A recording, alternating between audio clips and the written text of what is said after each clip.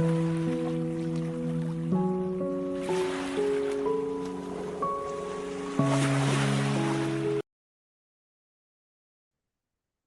morning. Welcome to the King's Report News Hour for the 28th day of the 5th month, the 16th year of Chungi Timilri, sitting in for the second king of Chungu. And, well, President Trump kind of made a liar out of me. Most of what I said on Saturday turned out to be not true just a few hours later. In fact, even as I was speaking, I think probably those bombers were on their way to Iran. Anyway, we'll get into that.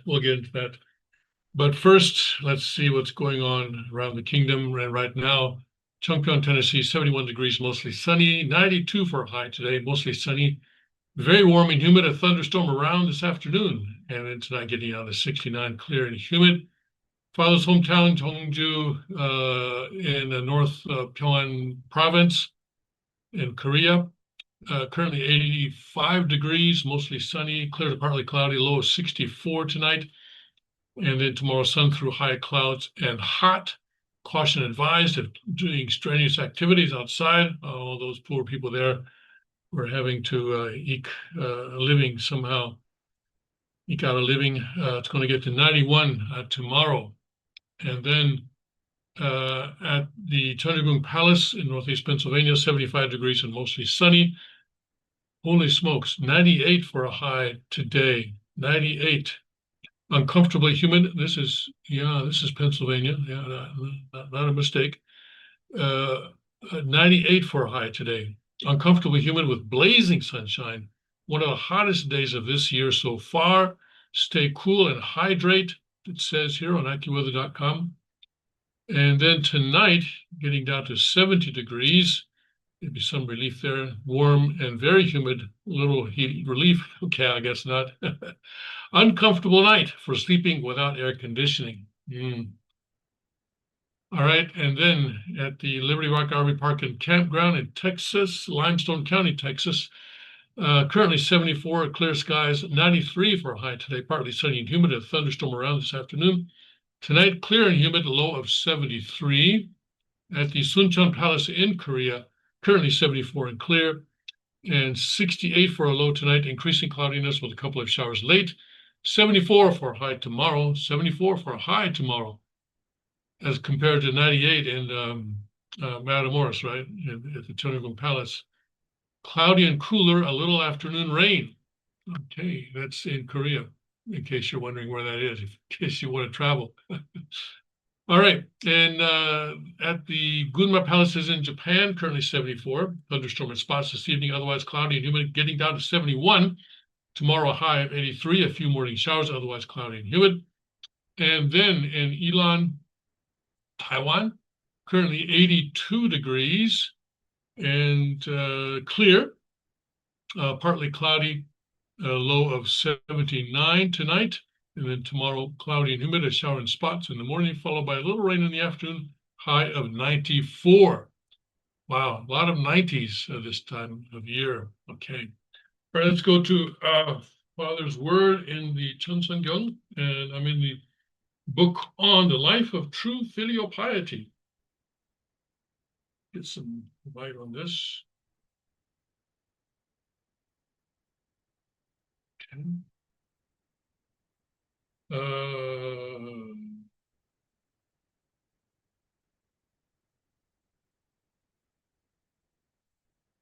Speaking in 1967, June 12th. Rather than suffer for a long time, over a long period,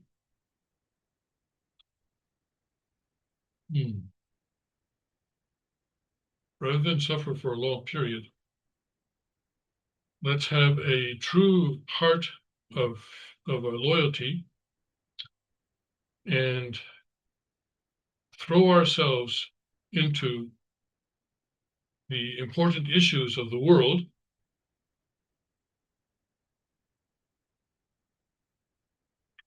and die. Let's explode and end it.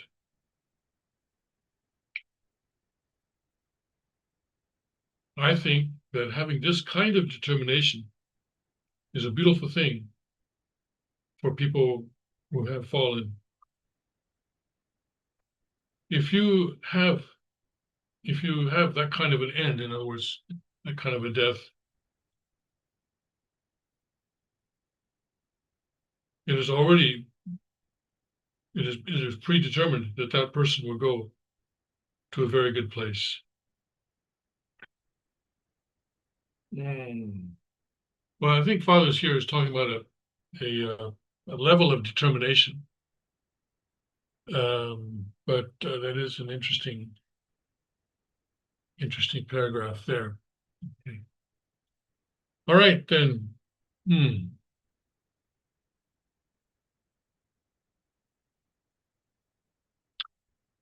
Somehow we always seem to get words that match what's going on in the world.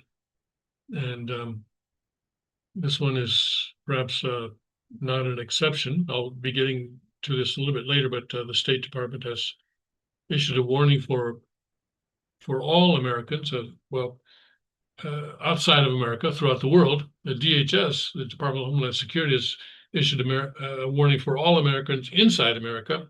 So the two combined just means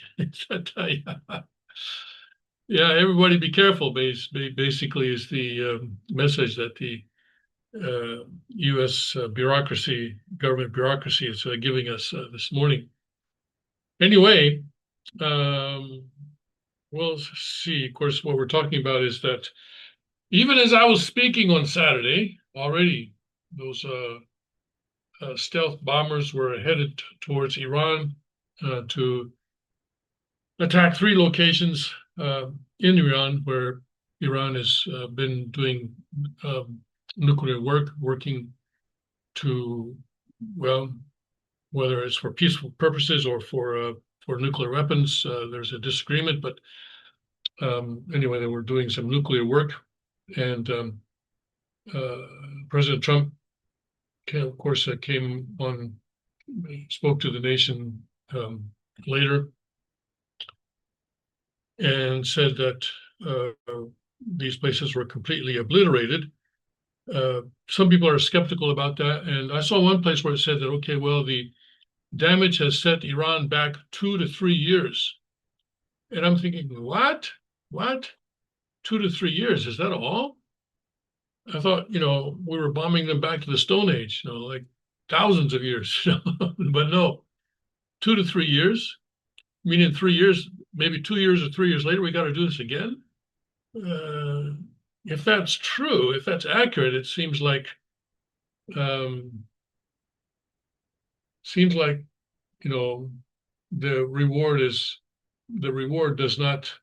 reward meaning setting back their nuclear program is not worth the risk.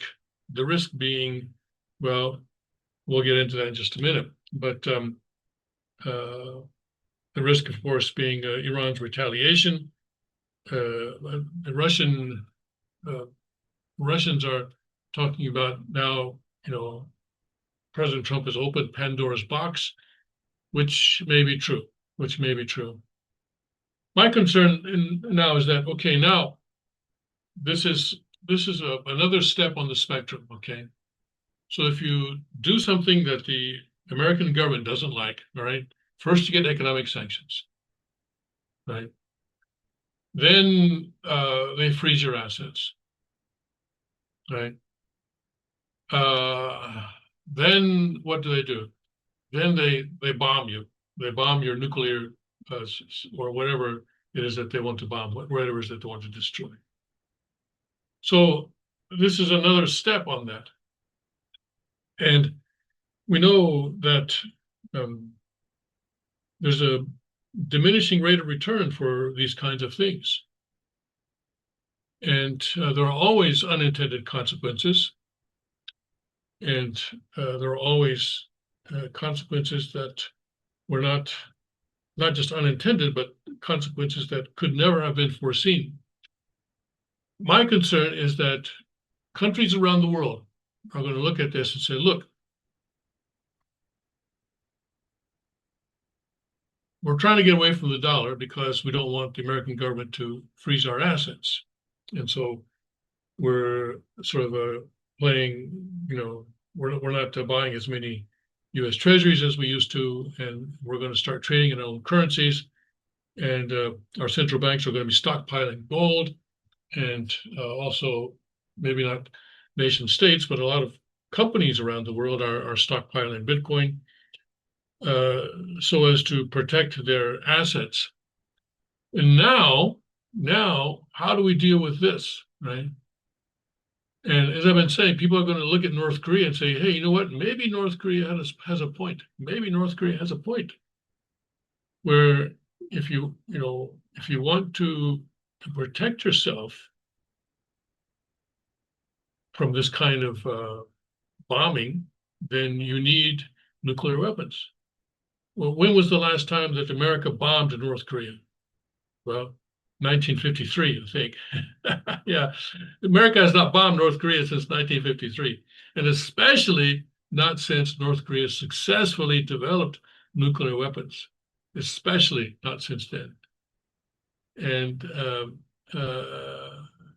of course, the reason for that is that a failure of America's policy of non-proliferation, of course, where they kept saying, okay, light reactors, we'll let you have light reactors, okay? That was the deal at one point. Yes, you can have light reactors.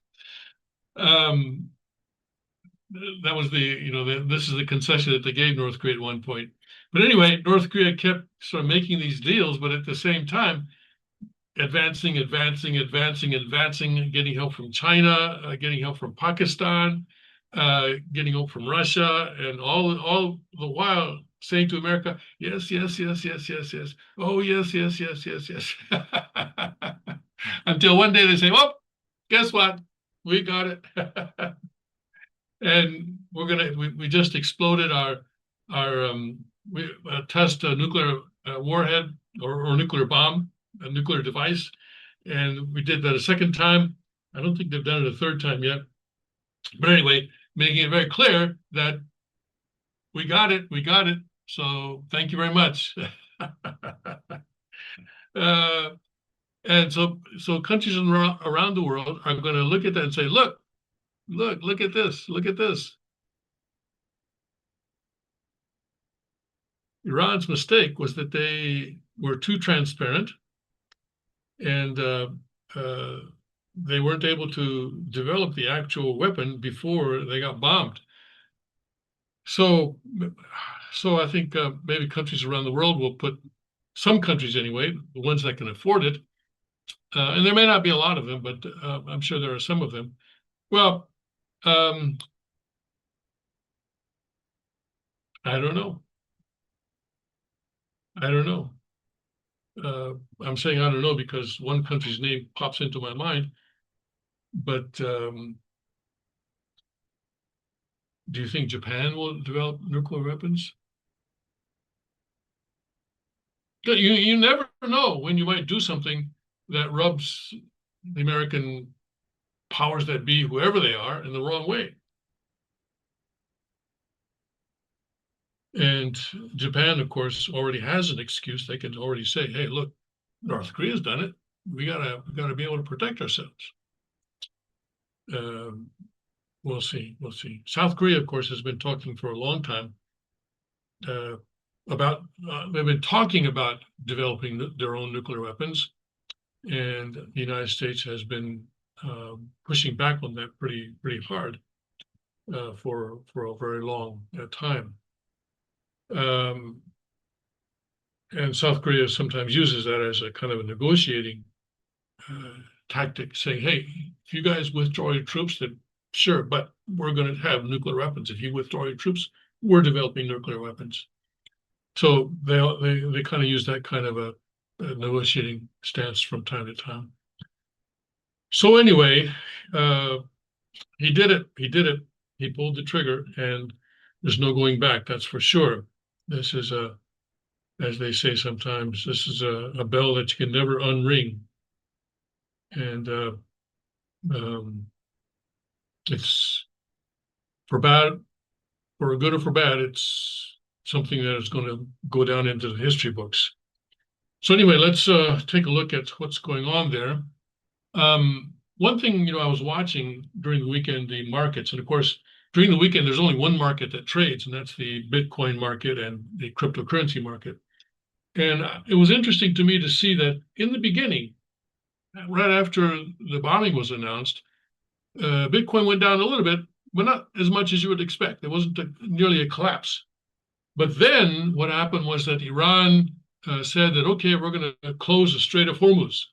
And then, boom, oil, especially, the cryptocurrency or the Bitcoin price collapsed below 100,000 for a while, and now it's back up to above 101,000 now, but for a while anyway.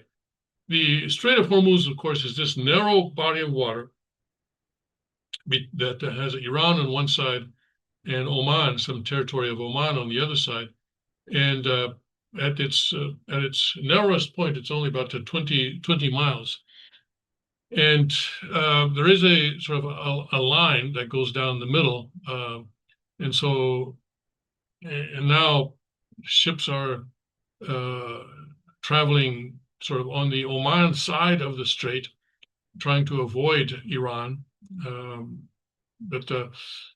But it would be pretty easy now for Iran to close the strait by saying, you know what, we're going to attack an oil tanker that, or any oil tanker that tries to go through this strait. And 20% of the world's oil and gas goes through this strait on any given day. So this would be a serious blow to the world economy. Already the United States has asked China to pressure Iran not to actually close the strait. They said that they're going to, but I don't think they have actually done that. And so for that reason, markets this morning are not in such as much of a dire strait as you might expect. And right now, if I look at here, the S&P is only down 4 points. The future is only down, well, here we go, 6 points, but about down 0.11%, Dow down 0.17%, and NASDAQ down 0.16%, which is considerable recovery compared to what it was before. And actually, the Japanese stock market today, Monday, ended up. Well, I guess they're in their futures. They're after trading up. They're after trading right now. But anyway, the financial markets first were kind of shocked, but then recovered a great deal. And that's the reason why Trump did this on Saturday. So this often happens where something big like this that may affect financial markets will be done on Saturday, so that the financial markets have the weekend to sort of digest it and look at what's going on and have people react back and forth and stuff like that. So that's why it was done at that particular time. So let's look at what is going on here. And here, Newsweek has a story on Russia's response. And, the Russians over the years have shown that they're very good at diplomacy. This was true during the Cold War, and I think it's still true now. For one thing, their diplomats tend to stay in office for a very, very long time. They don't change every few years. So, but anyway, so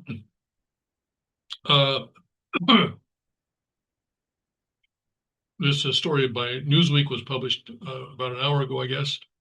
And Russia accused the U.S. of having opened a Pandora's box with its strikes on Iran, nuclear facilities, and gambling with the safety and well-being of humanity as a whole. And I don't necessarily disagree with that. I think there's a great deal of truth to that. At a United Nations Security Council meeting on Sunday, June 22nd, Russia's UN Ambassador Vasily Nebenzia said that Washington yet again demonstrated its complete contempt for the position of the international community.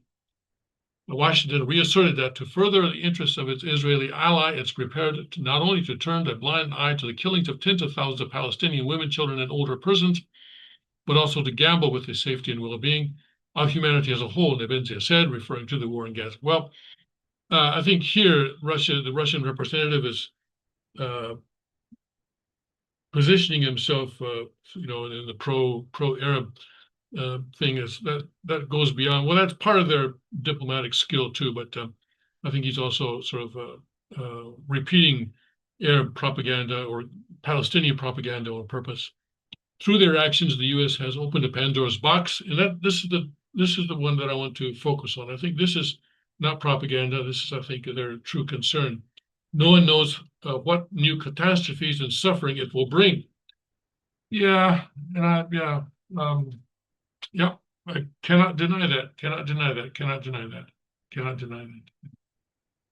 Because now, for one thing, Iran is going to be determined more than ever to develop a nuclear weapon. I mean, if they weren't, even if Tulsi Gabbard was right in saying that, hey, she's been saying since she came into office as a director of intelligence that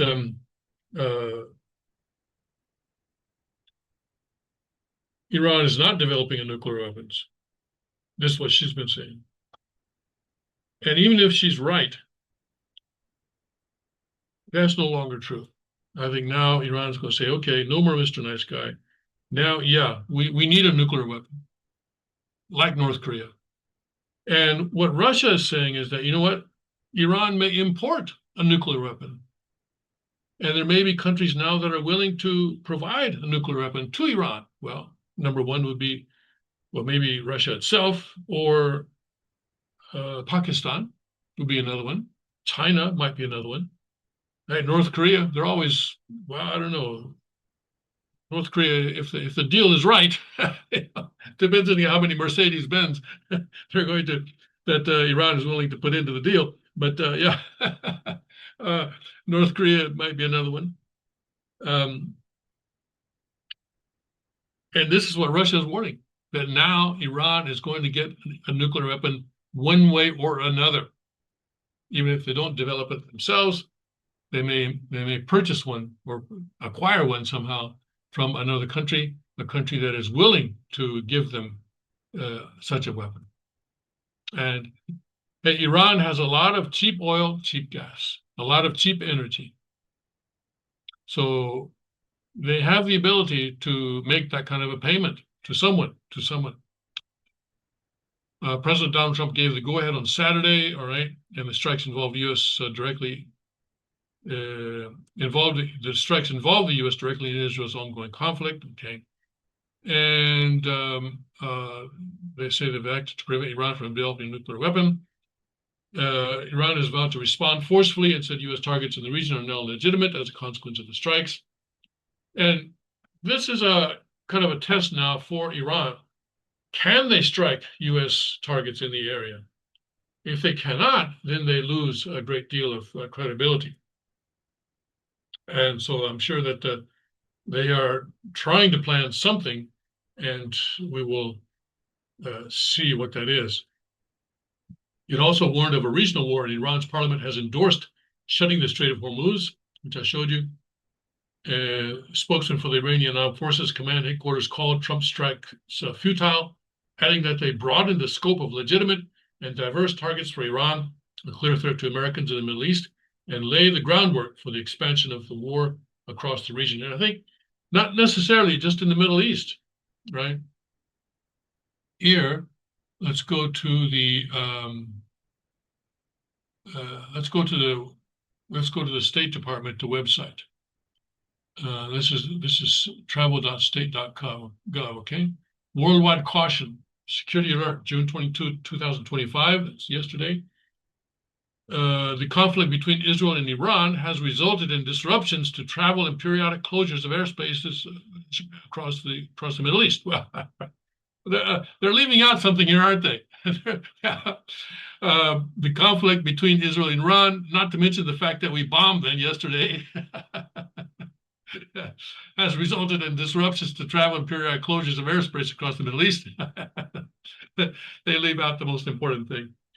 There is the potential for demonstrations against U.S. citizens and interests abroad. The Department of State advises U.S. citizens worldwide to exercise increased caution. Please read carefully our travel advisory, country information, and any recent security alerts when planning travel. at these websites. Okay. And then also, as I said, Department of Homeland Security has told Americans in America to be careful. And I'm telling Americans, both in America and abroad, to exercise common sense. Stay away from large crowds. All right. Don't do what I do. Don't do what I did back in, what was it? I guess it was 1980, probably 1980. There was an anti-American demonstration going on in the main street of Seoul. So I decided to go out and watch. And as I've said, I got myself a face full of some sort of gas, pepper spray or tear gas, I don't know. But it was an experience that I've never forgotten. Not fun, not fun, not fun. Okay. I'm lucky that that's all that happened to me. So anyway, stay away from these large demonstrations. I got back to the office where I was working, and people just started laughing and laughing and laughing because I was my eyes were swollen and everything. Anyway, yeah. So don't do what I did. Do what I say, not as I did. Okay. Okay. Anyway, so yeah, stay away from large crowds. And I'm afraid probably baseball games, football games, not football season yet, but anything that attracts people. July 4th is coming up. That's going to be what, next week? One, two, three, four, Friday of next week. And terrorists like to do things in a symbolic way. And so July 4th would be a particularly important date for us to exercise a lot of caution, both in the United States and outside the United States. Okay, not just Americans, by the way. Terrorists don't check your passport before they kill you. They may, attack anyone who looks like an American or who may represent America or anything like that. All right, so that's Russia, Pandora's box. And then also, let's see, the Washington Examiner has a story on what China stands to lose by this. And this is a kind of a blow to China. And by the way, for Russia, if this increases the price of oil, then that's good for Russia, because Russia is an oil producing nation, it is an oil exporting nation, and if the price of oil goes up, then that means more money for them to continue the war in Ukraine. Who are they going to sell it to? Well, I tell you, there are always people who are willing to buy. Well, yeah. So anyway, especially if the Strait of Hormuz is closed, the price of oil is likely to go up quite a bit, and Russia will benefit from that quite a bit. Anyway, let's look at China. What's China's situation here? China could lose more than just cheap oil if Iran collapses. So this is talking about collapse now, or regime change. Before Saturday's evening strikes on Iran's nuclear facilities, the Chinese Communist Party had demanded that Israel end its attacks on the Islamic Republic and that the United States withhold itself from the conflict. Well, that didn't work. The U.S. clearly didn't heed their demands. It's not because President Xi Jinping is a humanitarian or has a particular interest in the Iranian nuclear program. China sees the unrest in Iran as a possible flashpoint that could spill over and cut into national energy security. Now, China is an importer. In fact, I believe it's still the world's largest importer of oil. And so China does not want the price of oil to be going up or the supply to be reduced. Moreover, the fall of Iran would be a headache for China and its allies as it attempts to carve out international infrastructure outside the influence of the U.S. and other Western powers. They don't like such a direct transgression of international law, said. Oh, well, wait a second. China respects and is worried about international law? Well, stop the presses. That's the headline. Yeah. No. China does not respect international law. Anyway, in this case, I guess, in this particular case, they like to pretend that they do. Anyway, this person at the Brookings Institution said that, which is a globalist organization. They also don't like how this means that U.S. and U.S. allies will be even more dominant in the regions that are critical for China's energy security. Now, that is true. That is true. China has been trying to sort of wiggle its way into the Middle East, and Iran was and is a big part of that. And of course, China has also made some deals with Saudi Arabia as well, and they even brokered kind of a peace sort of between Iran and Saudi Arabia. And so China thought that they were making good progress in the Middle East, and now if this means the downfall of the Iranian regime, that's going to sort of knock the wind out of their sails there. Iran is among the most sanctioned nations in the world. It is in possession of vast oil reserves, but finds itself few willing buyers thanks to the maximum pressure campaign spearheaded by the White House and other democratic governments. The Chinese Communist Party is one of the only governments willing to skirt international restrictions and spend money on the Islamic Republic's lucrative energy output, which the regime offers to them at a discount. The two nations' cooperation has only expanded since the BRICS intergovernmental bloc welcomed Iran as a member in 2024, alongside fellow inductees Egypt, Ethiopia, and the United Arab Emirates. Iran exports approximately 1.6 million barrels of crude oil per day.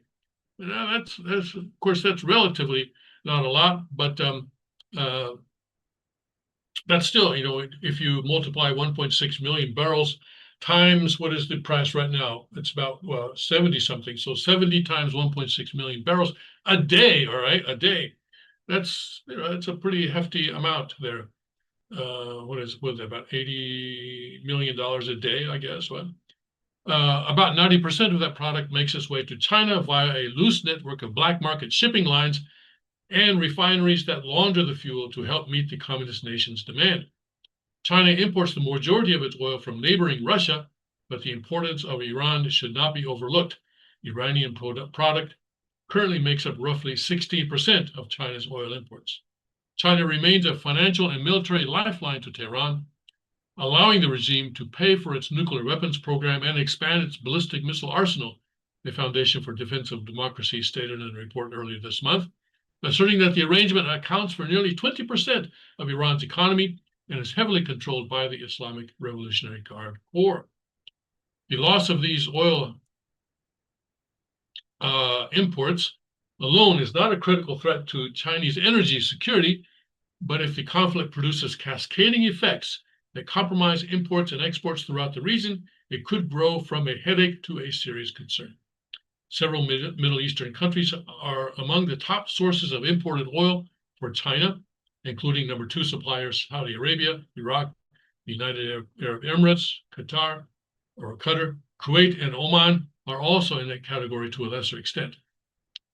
Also, almost all oil exports from these countries travel through the Strait of Hormuz, which the Iranian government has already floated taking control of.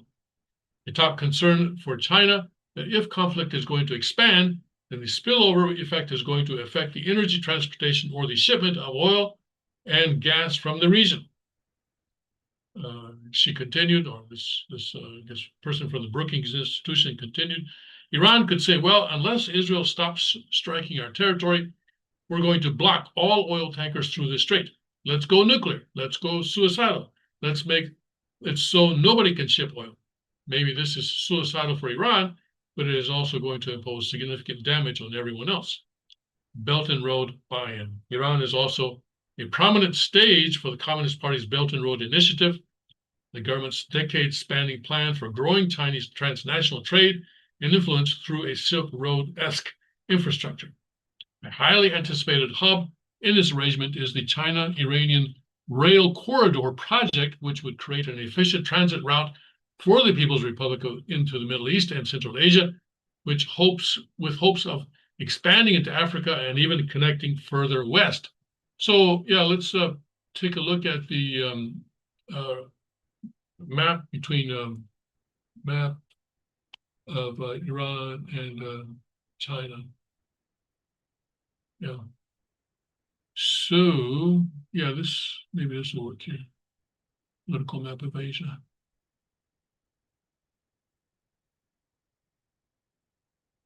I think maybe this one. Okay.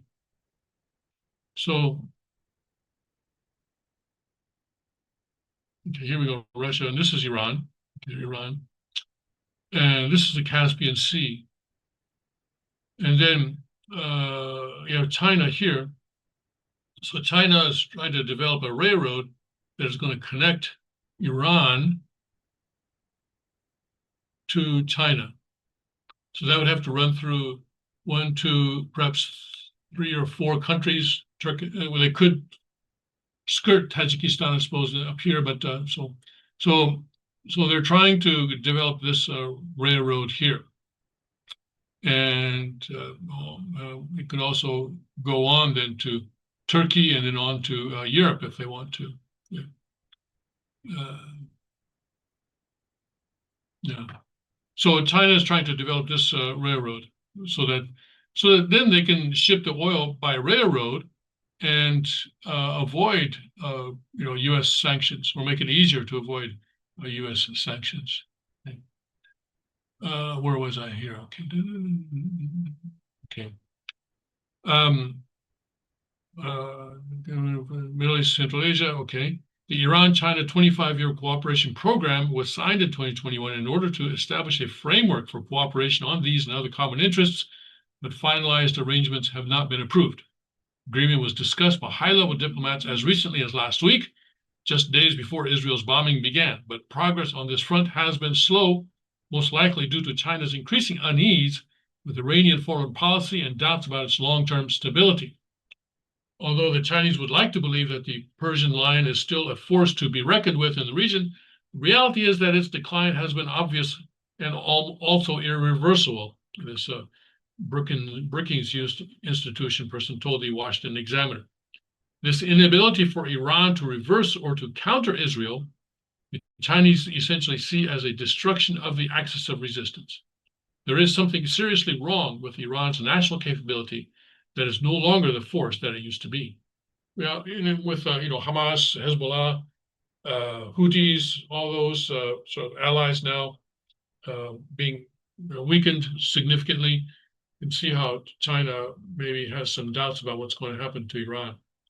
The threat of regime change or widespread unrest complicates the many interconnected infrastructure projects of the Belt and Road in the Middle East and Central Asia. And so in that sense, too, maybe regime change would be a good idea in terms of dealing with the Chinese Communist Party. She also wrapped up a summit in Kazakhstan that also brought in the leaders of Uzbekistan, Turkmenistan, Kyrgyzstan, and Tajikistan for multilateral meetings on the future of Chinese investment. Foreign Ministry spokesman Guo Jiakun emphasized China's desire to keep the region peaceful during a Thursday press conference where he said that the situation is the brink of sliding into an abyss and triggering an even larger disaster. When did he say this? Thursday. So Thursday. Okay, that was before all this sort of happened, right? Sliding into an abyss and triggering an even larger disaster. The situation in the Middle East is tense and delicate and facing the risk of getting out of control, he told reporters. China opposes any move that violates the purposes and principles of the UN Charter. There we go again, yes. China's the adult in the room. Don't forget that. Yes, they're the righteous ones in the world. Never forget that. Violates the principles of the UN Charter and a country's sovereignty, security, and territorial integrity, and opposes using or threatening to use force in international relations.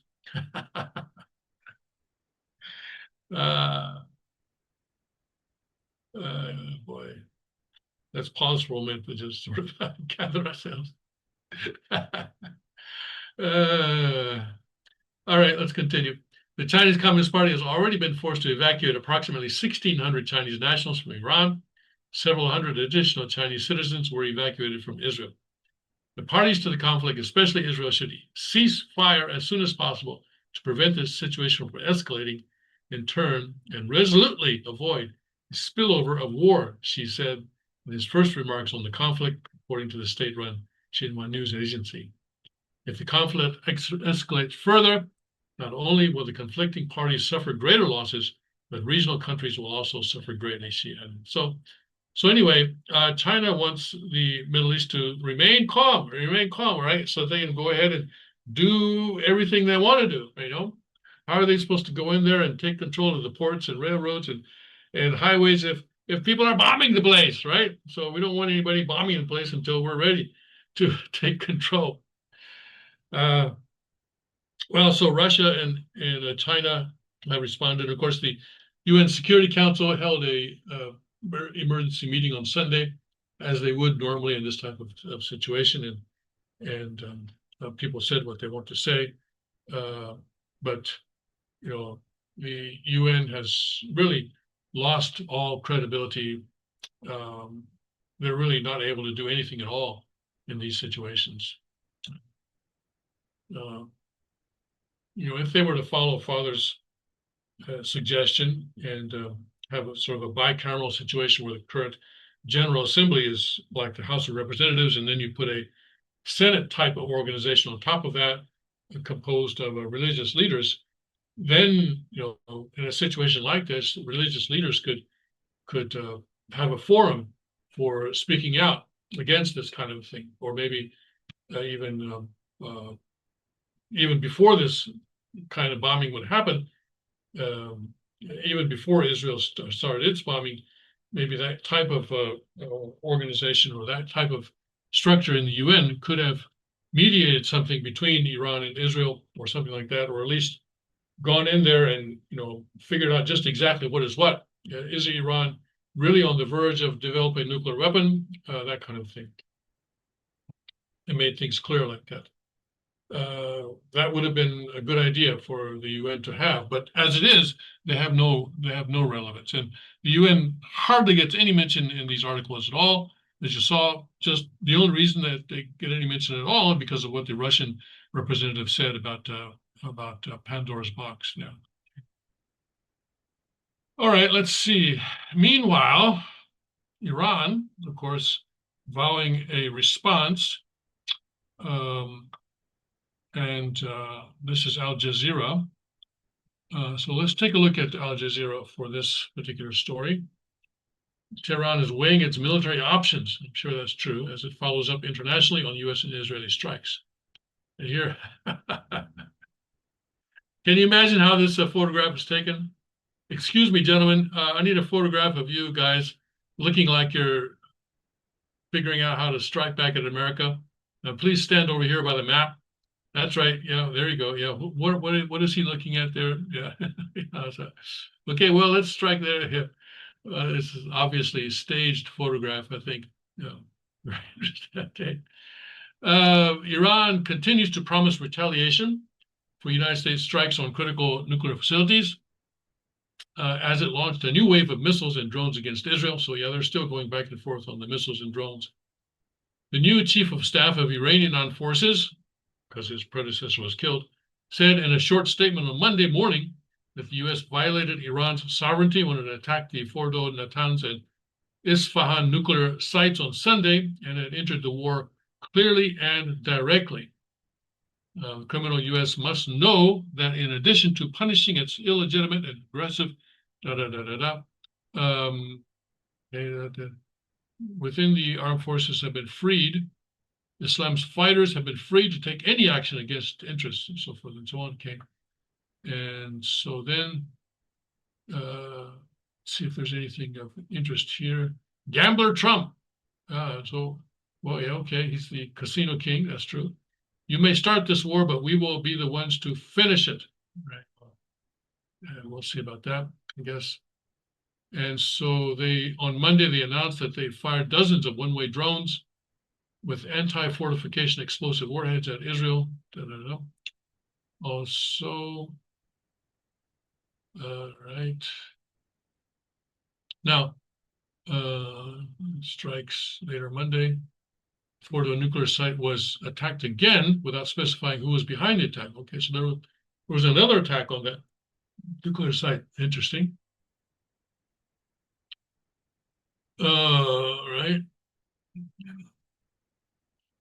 Israeli raids, meanwhile, targeted Tehran and nearby Karaj. Okay. More than 400 people have been killed in the Israeli attacks, mostly civilians. Well, these numbers, they're part of the propaganda. We don't know. Probably not more than 400. That I think we can be sure of. Trump claimed that they were obliterated. Iranian officials have threatened to hit U.S. military bases across the region. So they have not really denied that they were obliterated. Iranian lawmakers have signaled they would back a bill to leave the Non-Proliferation Treaty and suspend cooperation with the International Atomic Energy Agency, but the final decision will lie with Iran's Supreme National Security Council. Okay, so we'll see how this all develops. And yes, all of this started with the October 7th attack, right, by Hamas. And so it would seem that we should know more about exactly what happened during that attack. There are still some questions about that attack. All right. Okay.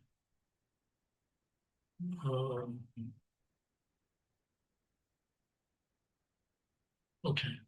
So some reports have said that Iran's supreme leader, Khamenei, has already gone to Moscow and is receiving protection of the Russian government there, that he's asking for political asylum or something like that. And, who knows? Who knows?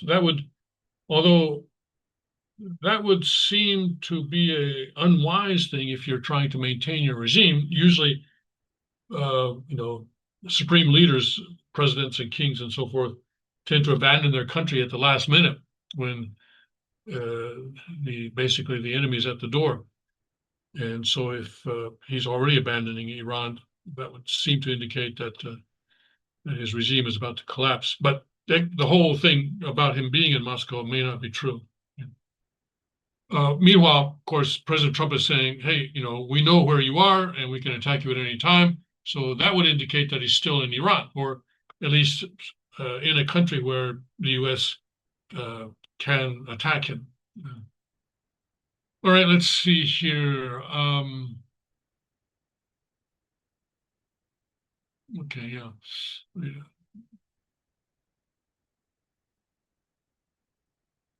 All right. That's enough for that, the story. Let's do this story. This is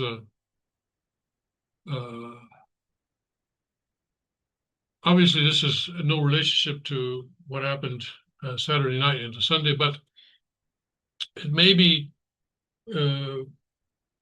maybe an illustration of the kind of preparedness that Christian churches need to have around America. And I'm not saying that the Iron Gunman had anything to do with Iran or anything else right here, but this church was prepared, is the point I want to make. And he did wound one person in the leg, but the church, a member of the church, I think an employee of the church, shot him dead, fortunately. And so let's see when. One person was injured at a Wayne, Michigan church on Sunday morning after a suspect opened fire on the congregation mid-service. Wayne Police Department responded to an active shooter at Crosspoint Church in Wayne this morning. The department said upon arrival, officers determined that a security guard for the church shot and killed the suspect. One victim was shot in the leg. Please avoid the area. During the news conference, Wayne Police Chief shared that they did not know the suspect's specific motive or why he chose to target the church, but said he was carrying a long gun and handgun. The gunman is a 31-year-old white male from Romulus.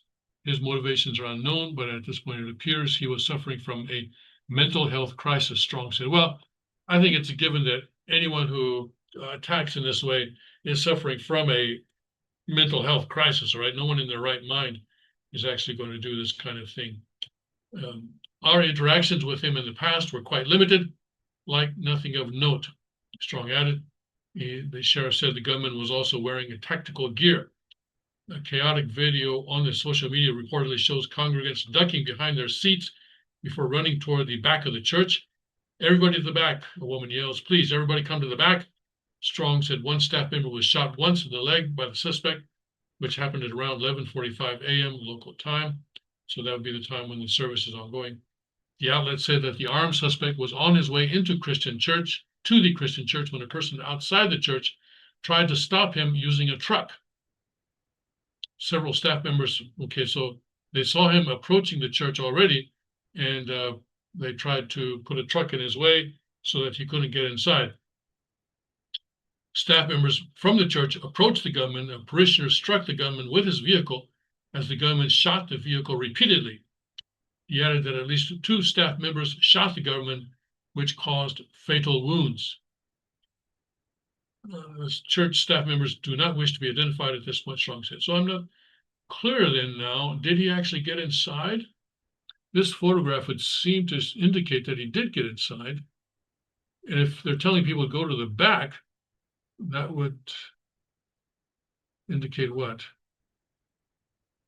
Now, I'm a little bit confused here about what's going on. So did they stop him before he got in? Anyway, Strong shared that he believed the gunman was intending to commit a mass shooting based on the preliminary investigation. Police do not believe that the gunman was affiliated with the church. The FBI is monitoring the attack. At this point, police said that they believed that the gunman acted alone and had no accomplice. So he was, where's the, so it looks like okay, I see. I think I understand. Okay, so it looks like the parking lot is in the back of this. So if he was in the parking lot trying to come into the church, I don't understand. Okay. Our leadership and support teams are on the ground. In the wake of Sunday's shooting, Polk County, Florida Sheriff Grady Judd urged those going to places of worship to be cautious and alert for suspicious activity.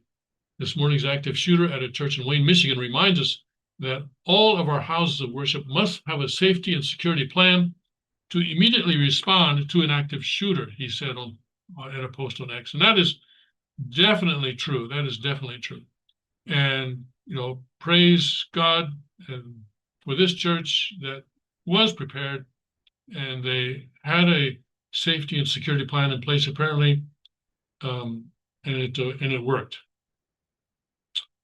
An active shooter can happen anywhere, and churches and synagogues and mosques need to take steps to prepare for such a scenario, he continued. Judd, that's the Florida sheriff, added that several other churches in recent years have facilitated plans and have become staffed with individuals who are trained to counter an active shooter in response to recent shootings at places of worship. We urge congregants, if you see something or hear something suspicious, then say something. Talk to house of worship leadership and security and notify your local law enforcement agency immediately. During Sunday's news conference, Strong confirmed that a plan was in place at the church and saved lives. Okay. So church parishioners and staff members were trained in responding to emergency situations, which also saved lives, according to the Michigan police spokesman. So praise God that this was not another thing like that happened in Texas. Where was that name of that town in Texas? Where the guy just walked in and was walking up and down, shooting people at will, and was able to kill something like 50 people or something. That was just, oh no, we don't believe in, we only believe in love. No. Jesus himself said that his disciples needed to sell their cloak if necessary in order to purchase a military-grade lethal weapon, which was illegal for Jews to own at that time. All right? Check out the book of Luke. Which chapter was it? Was it Luke 25? Anyway, you can check it out. He said to buy a sword. Buy a sword. Now, Peter, he had the sword. That was the good news. The bad news was that he was not trained in how and when to use that sword. And so, at the Mount of Olives, when the Romans came to arrest Jesus, he foolishly pulled it out at that point. But that's not what that sword was supposed to be used for. Okay. Anyway, so uh, it's good that more and more churches are waking up to this need, and uh, now with the DHS, Department of Homeland Security, telling all Americans to be careful. I think not just churches, but you know what? Families, neighborhoods, and families. I would say also need to have training and uh, some sort of plan on what happens. What happens? What do you do? What do you do when something like this goes down? All right. Yeah. And by the way, kudos to the people who did everything they could to stop the guy from getting into the church by putting a truck in his way and so forth. And I hope the church buys him a new truck. I'm sure they will. Apparently, the truck got shot up. Okay, but I'm sure they will make him whole. All right, let's see here. We got a couple minutes left. Okay, as you would imagine, most of the headlines on Breitbart are about the bombing and about what's happening in Iran.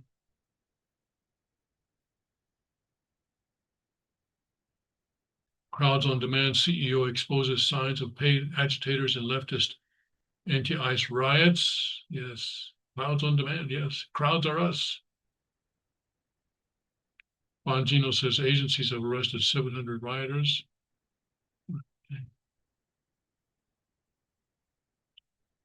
My advice to Trump was that if you're going to do this kind of thing, be transparent about it and go to Congress. And even though you're not required to do so, you're probably within your legal rights to do this without congressional approval. It would still be a good idea. Because now the question is, how are Trump supporters going to respond to this? And I think it depends. It depends on what follows. In other words, if Trump hits them once and then hits them so that they're not able to respond, they're not able to attack American interests significantly in the Middle East or around the world, then I think MAGA will respond positively and say, okay, this was a peacemaking move, right? He did not get us into war. In fact, he kept us out of war by giving them one hard attack that obliterated their ability to respond. So that's one way. If Iran attacks in a significant way in the Middle East, but especially domestically within the United States, then I would forecast that President Trump will lose a lot of support within the MAGA community. And he may be in for some really, really deep trouble in next year's midterm elections. So we'll have to see. We'll have to see. And part of that, of course, would be prepared, like this church was. They prevented a mass shooting. So if we are prepared, if all of us are prepared, if all Americans are prepared, and unfortunately not all are, especially not in LA and on the left coast, but if we are prepared and we are able to stop things from happening as we see them developing, putting our trucks in the way, putting something in where like what Father said in today's Rima, offering ourselves to block that kind of thing from happening. That would be one way of doing it. But right now, yes, certainly we all need to be on alert And we all need to have the idea that we are on the front line.